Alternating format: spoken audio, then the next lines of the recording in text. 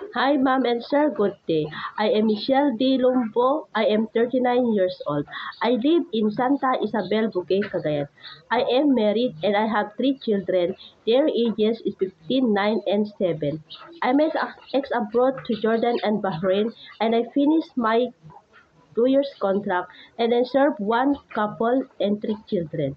I am ex abroad also to Qatar as a domestic helper, and I served one couple and two children, and I finished only 1 year and 5 months because my employer migrated in America.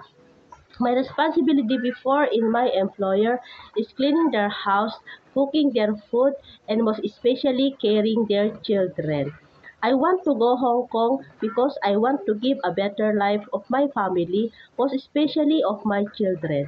To my prospect future employer in Hong Kong, please choose me as a domestic helper.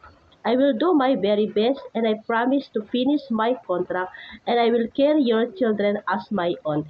Thank you and God bless.